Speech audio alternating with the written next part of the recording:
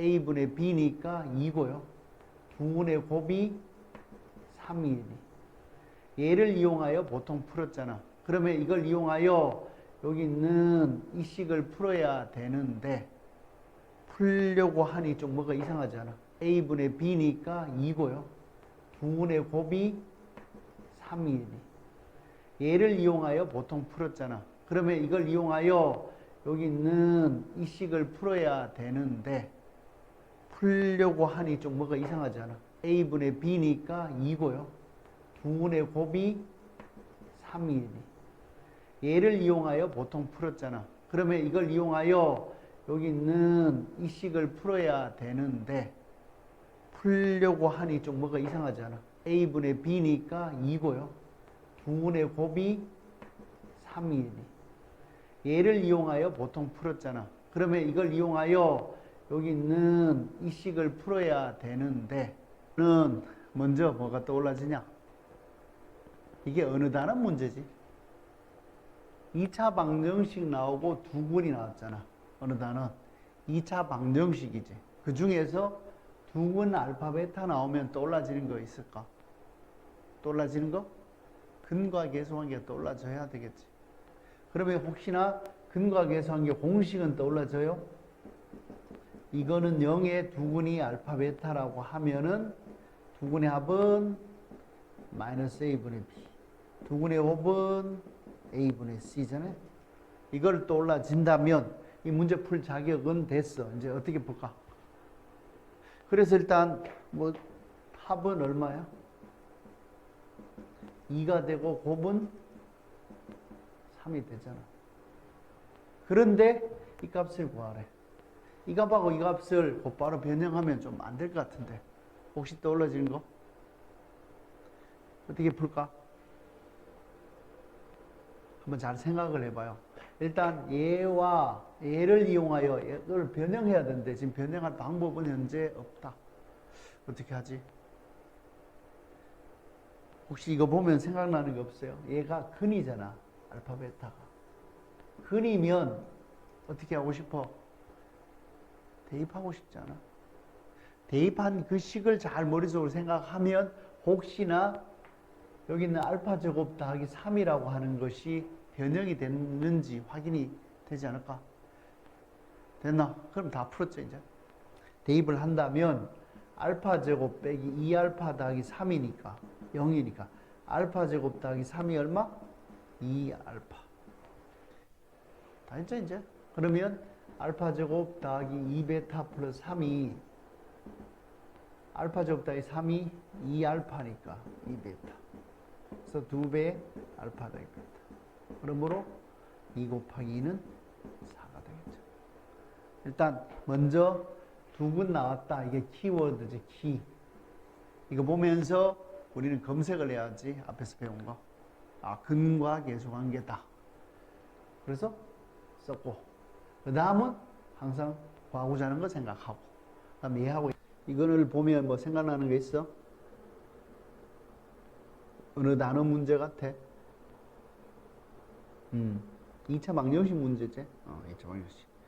근데 여기서 이 문제를 보면서 느껴지는 거나 혹시 풀었던 문제들 중에 생각나는 게 있어?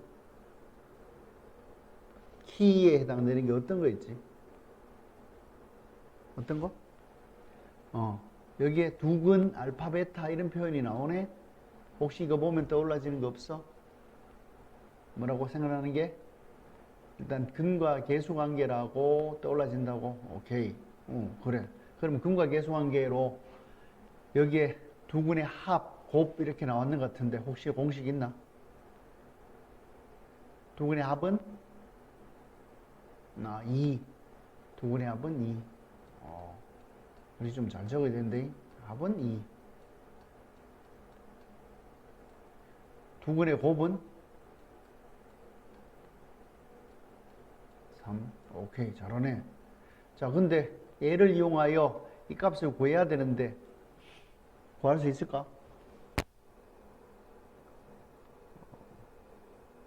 뭔가 좀 이상하지? 구할 수가 없을 것 같은데 혹시나 근과 계수 관계에서 이 문제 풀 수 있을 때 어떤 풀었던 방법들이 혹시 떠올라진 게 없나? 키에 해당되는 거. 대부분이 두근의 합과 곱을 했잖아. 그 말고 혹시 풀었던 기억이 없어? 얘가 힌트 줄까? 근이라고, 근. 하면 떠올라진 게 없어? 알파, 베타가 근인데. 잘 안 보여? 알았어. 그러면 여기에 보면은 알파 제곱이라는 놈이 나오는데 혹시나 여기는 베타고 알파 제곱인데 이걸 해결할 방법이 혹시 떠올라진 게 없냐? 근데 키를 줬잖아. 두 근이라면서. 혹시 알파 제곱과 연결되는 거. 그래도 안 보여? 보인다고? 얘가 근이면 알파를 어떻게 돼? 여기에 대입해도 되지 않을까? 그래? 대입했다고 쳐. 그럼 이 문제 풀 수 있을까?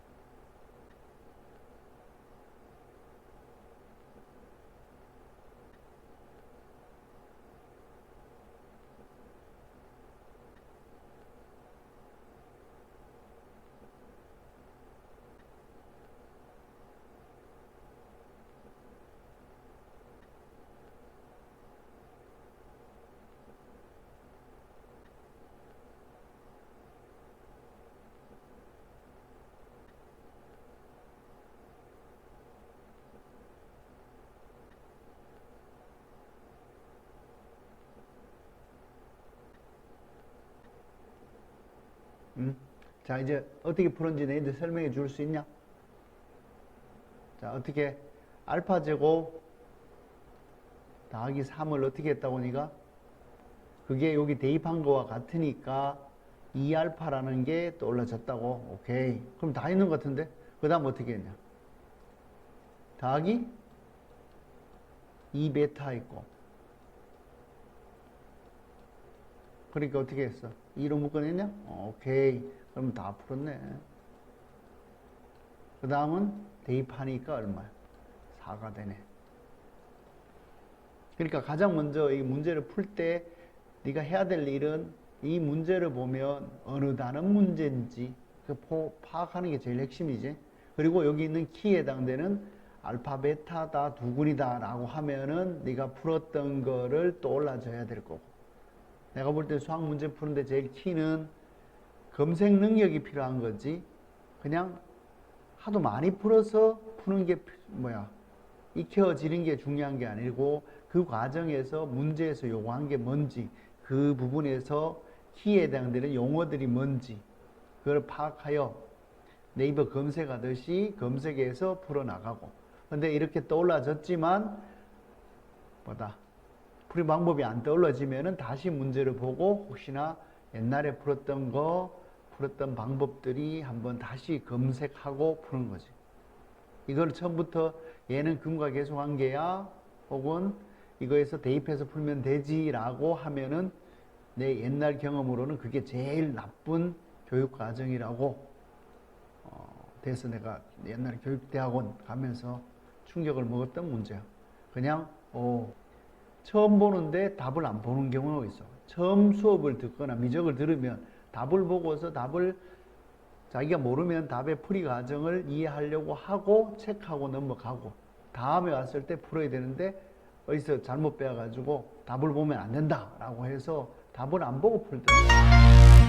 이제 답을 보지 말라고 한 것도 일정 정도 한번 문제가 나간 상황이었으면 방금 전에 검색하는 필요하니까 그 옆에서 답지를 보는 게 아니라 본인이 답지 풀이를 떠올려지게끔 끊임없이 생각하라는 뜻으로 답지 보라는 건, 보지 말라는 건데, 처음 하는 데는 당연히 답을 봐야지. 답 보고 답에서는 어떤 논리로 했는지. 답 대신에 뭐다? 학원이나 어디서 선생님의 풀이를 보는 거지. 그 풀이 보는 거는 되는데 답 보는 건 안 된다. 그건 말이 안 되지. 단지 테스트에서는 답을 안 보면서 어떤 과정으로 풀지를 고민하는 게 수학 공부. 그 세 가지의 구별들을 좀 하는 게 제일 필요하다. 첫 번째는 내 풀이는 뭐다?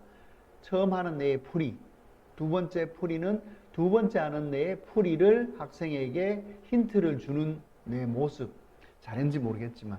세 번째는 이제 학생 스스로 풀 때 옆에서 끊임없이 힌트를 주면서 애 스스로 문제 풀게끔 하는 거.